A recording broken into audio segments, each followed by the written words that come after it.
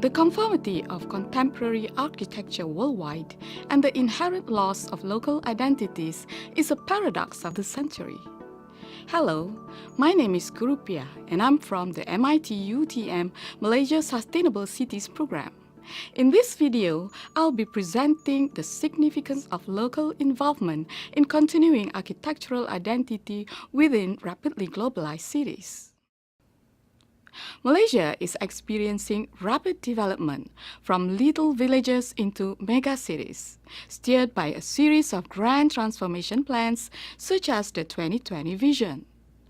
One consequence of rapid development is the disappearance of local architectural values embodied in the functional built form, their living culture, and their relationship with the environment.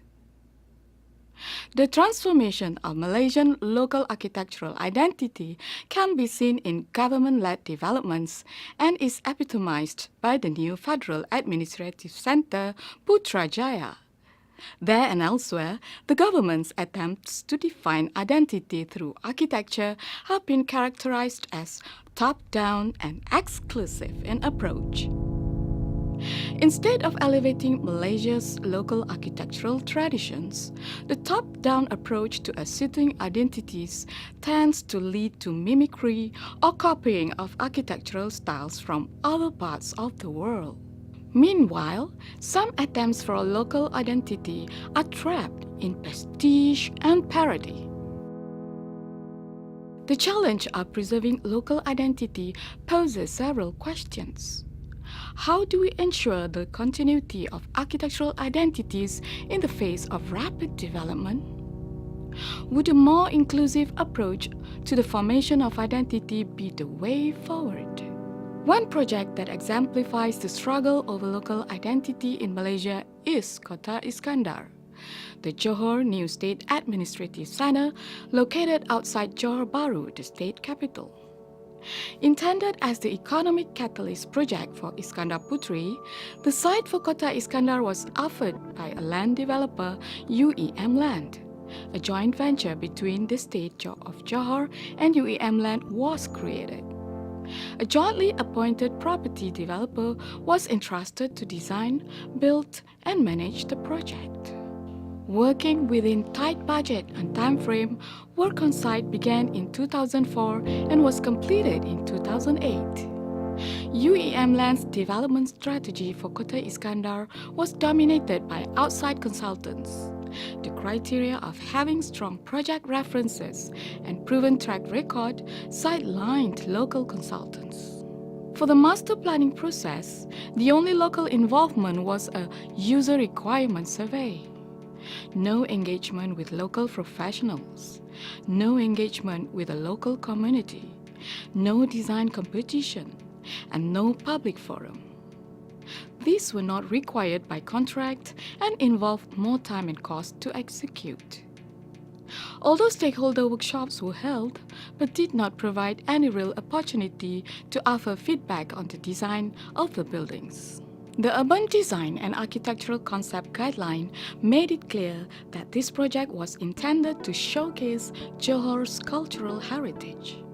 Johor's two main leaders, the Chief Minister and the Sultan, had different design preferences. Committed to preserving local identity through cultural heritage, the Chief Minister had traditional Johor architecture in mind. The Sultan of Johor, on the other hand, suggested Bukit Timbalan Administrative Building as the reference for Kota Iskandar. Designed by a British consultant in 1942, the building is an Anglo-Indian structure with traces of various Islamic styles.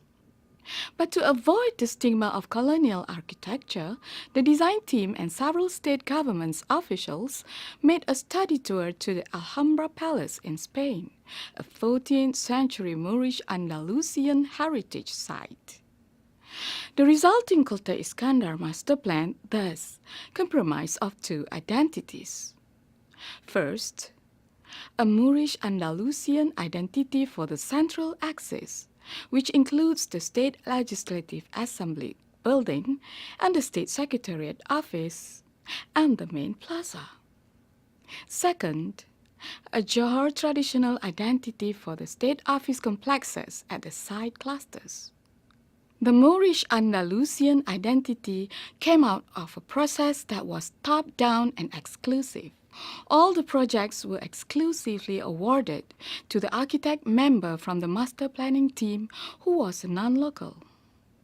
There was no bid selection, there was no opportunity for local engagement, there was no local feedback. For the Johor traditional identity, the process was more inclusive and locally engaging because the Chief Minister asked for involvement from local consultants. One local consultant submitted bids that were twice rejected because his track record and project references were not comparable to a larger firm's.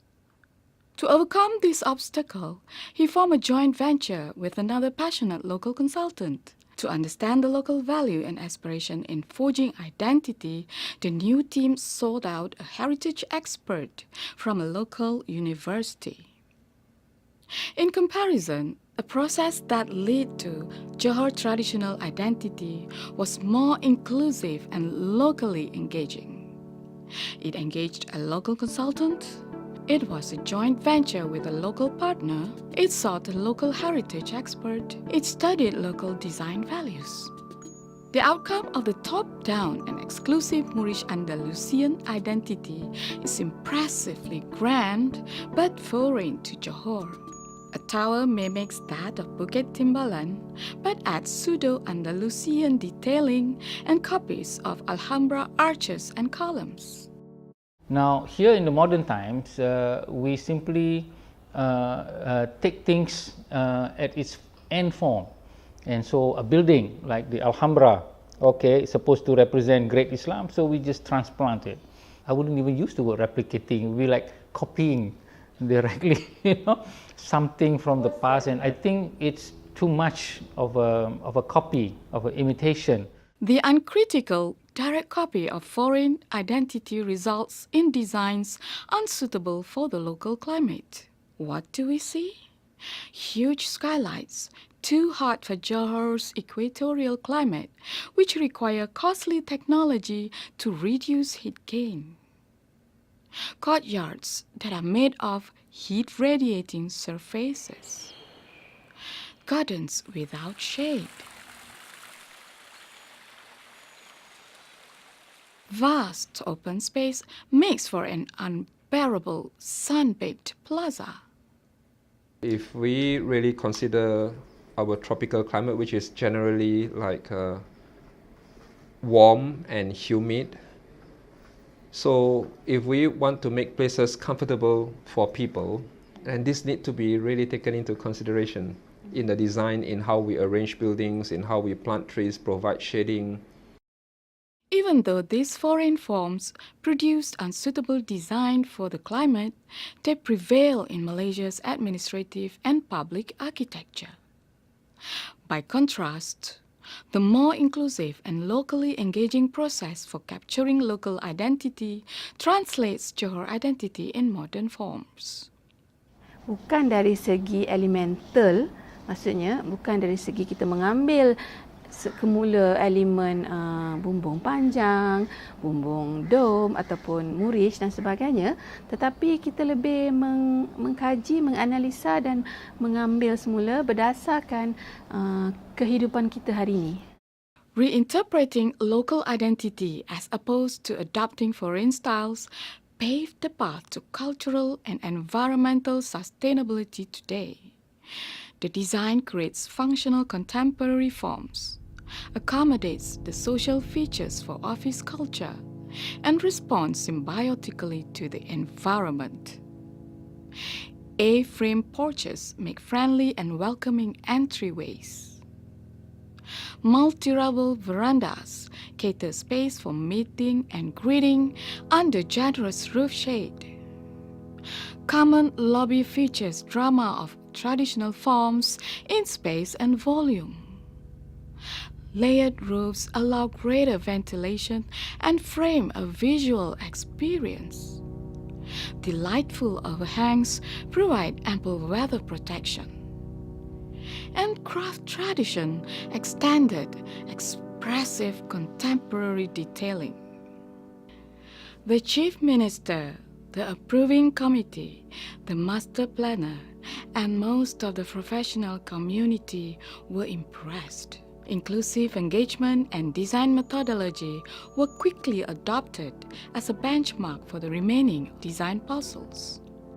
Comparison between the two identity processes in Kota Iskandar shows the importance of local value and the role of local involvement in continuing local identity.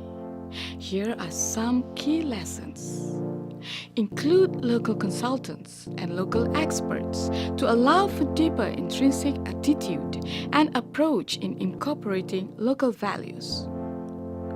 Practice a transparent and open bid process to promote competitiveness and to prevent design complacency.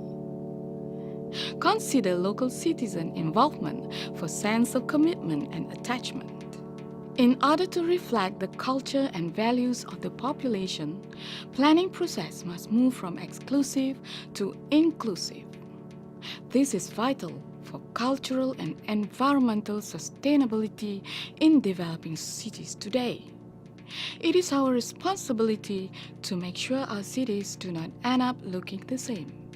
Help preserve our local heritage and values.